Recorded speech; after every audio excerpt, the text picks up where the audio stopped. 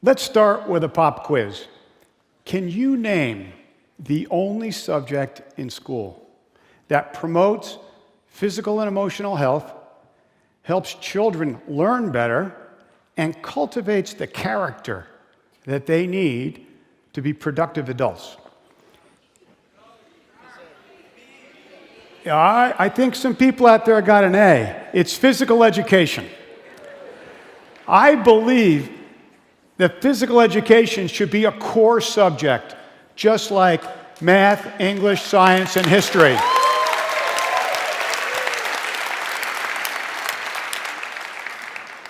But that's not the way it works today.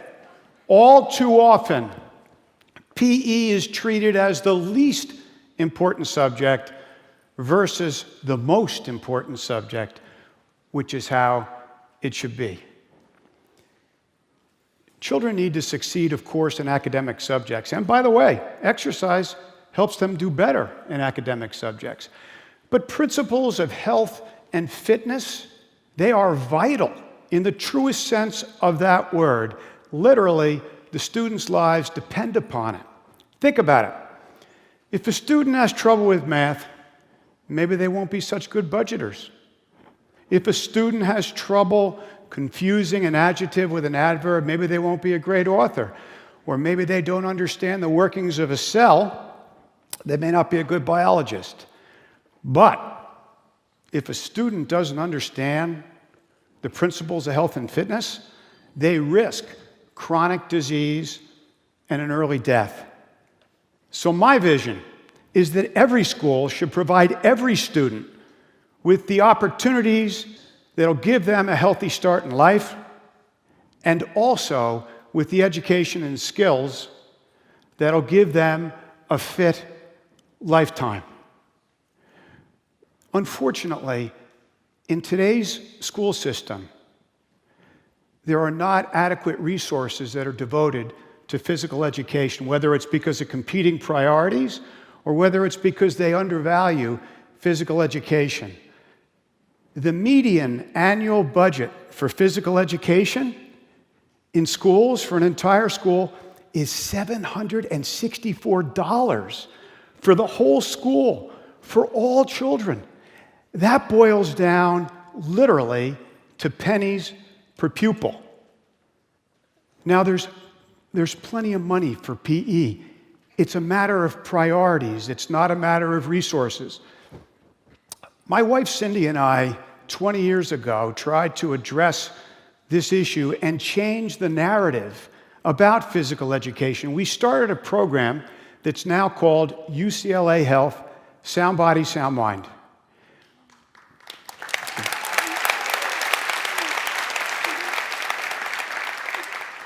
We put physical fitness equipment in schools. We have a curriculum. We have training for physical education teachers. Today, we're in 151 schools. We impact over 185,000 children every year.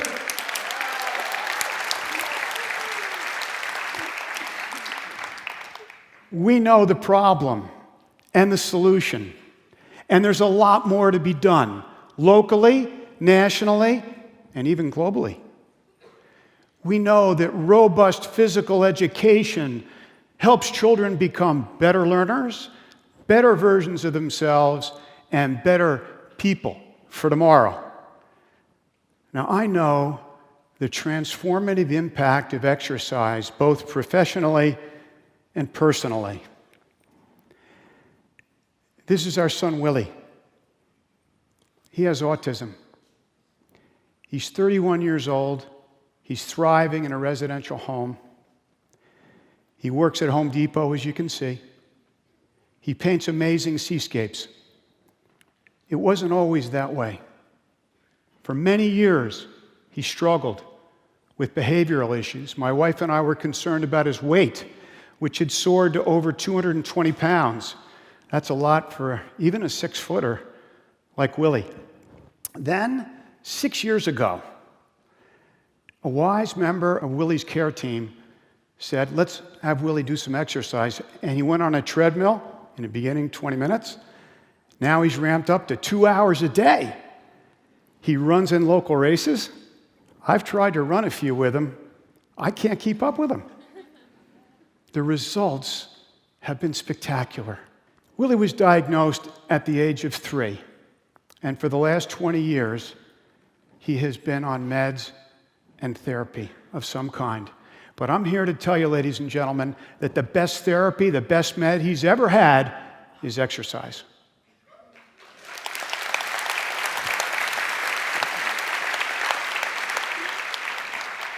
Now, there's compelling evidence that exercise helps your bodies and brains. First, with respect to academic outcomes, the Institute of Medicine found that reading and math are the subjects that are most impacted by exercise. They also found that reading and math require a good executive function, and they also found that there's a link between a good executive function and exercise. Even moderate exercise seems to help quite a bit. In Neuroscience magazine, a study reported that a group of 9-year-olds were given cognitive tasks. And in some instances, they walked beforehand. And what happened was there was significant improvement in their performance versus when they didn't walk beforehand. In Naperville, Illinois, 8th graders were given a math test. In cases where they had 30 minutes of vigorous exercise, they performed 11 to 22% better. It's clear, even a moderate amount of exercise goes a long way.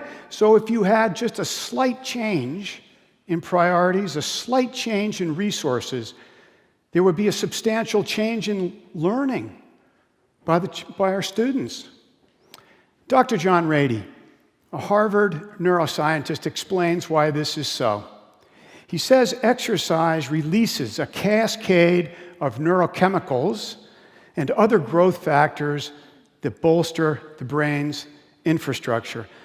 Dr. Ratey said, exercise is miracle grow for the brain.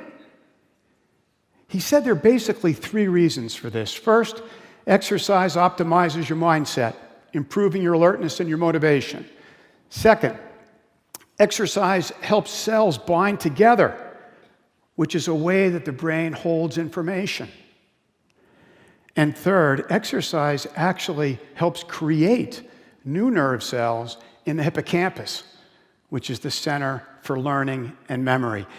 Exercise, it turns out, helps the brain structures in many, many ways. Let's talk about mental health. You saw what happened with our son, Willie.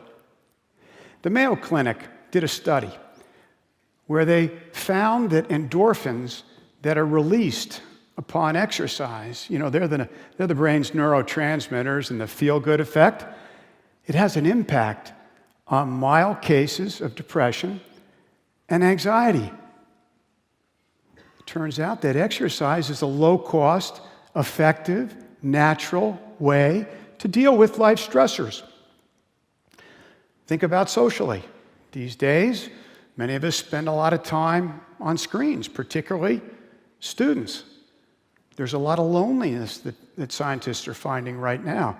Exercise addresses that social aspect and the maturation by having other people to work out with. So we have found more and more research uncovering how exercise helps the body, the mind, and the emotions. So we should consider as well what happens when there is no exercise. Inactivity is dangerous and widespread to the point that Lancet Journal, which is a respected British medical journal, has called inactivity the new smoking. Now, it's clear that inactivity is a core cause of obesity. There's others, whether it's the sedentary lifestyle, whether it's the undervaluing of physical exercise, whether it's urban living, whether it's safety factors. One thing is clear, that the incidence of obesity has exploded.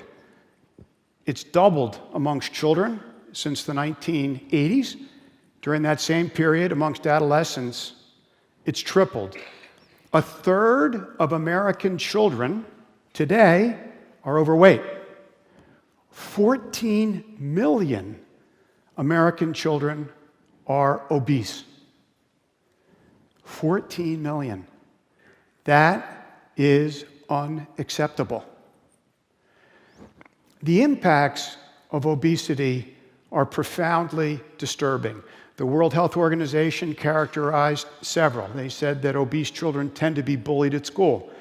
They have low self-esteem. They generally underperform in the classroom. And they have poor employment prospects as adults. Not to mention that the diseases that they become susceptible to, including hypertension, diabetes 2. These are two ailments that used to be confined to adults. No longer. Did you know that the Centers of Disease Control reported out that 40% of cancers are linked to obesity? 40%. Studies have shown that childhood obesity inevitably leads to adult obesity. Sadly, it appears that this generation of young people is likely to have a shorter lifespan for the first time than their parents.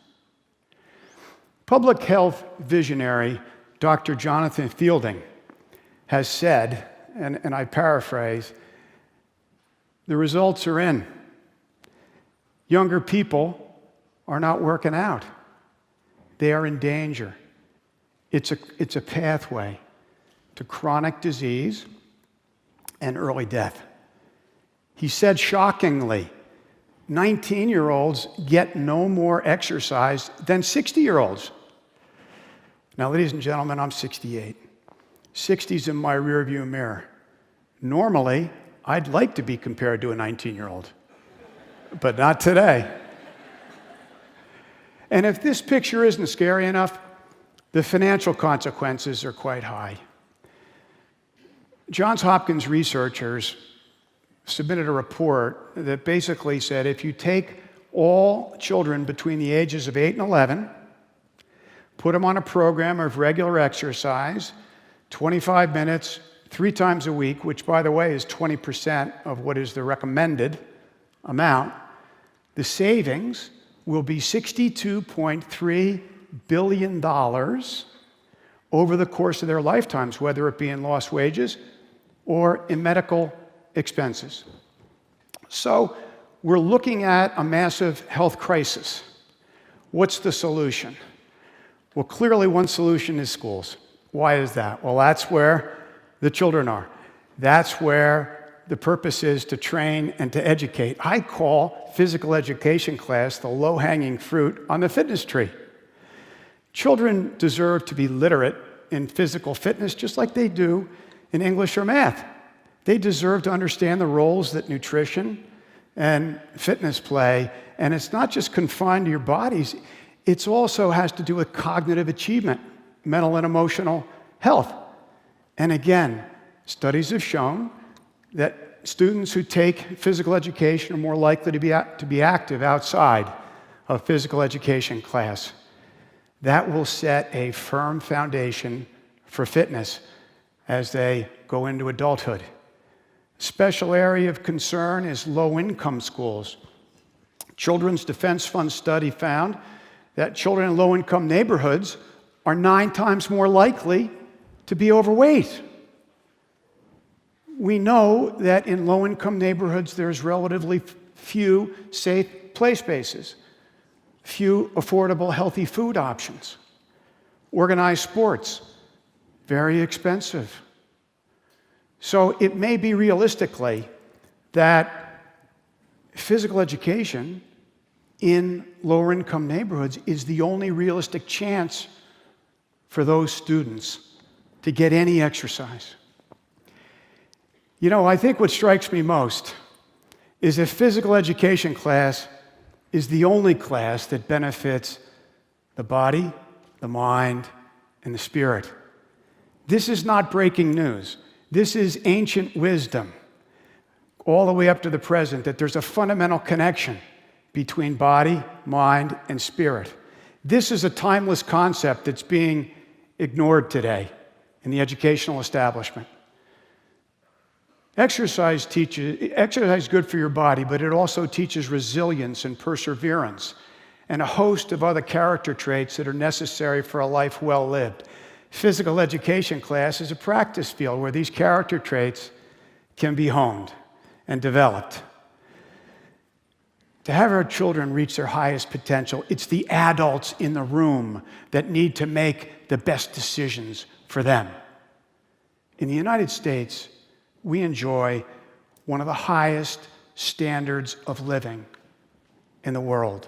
Surely, there's a way to provide this gift for our children. It's not a matter of resources, it's a matter of priorities.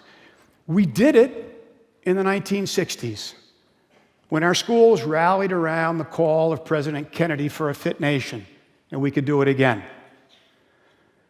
President Kennedy said, "Fitness is a vital prerequisite for America's fullest realization of its potential."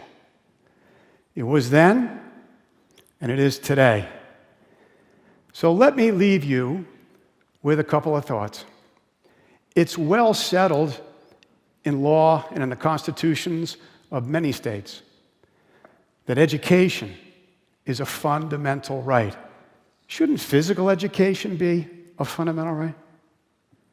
What if physical education was required in every school, in every grade, in every year, for every child? What if physical education was considered the most important subject in school? If we really care about our children and their future, shouldn't we do more?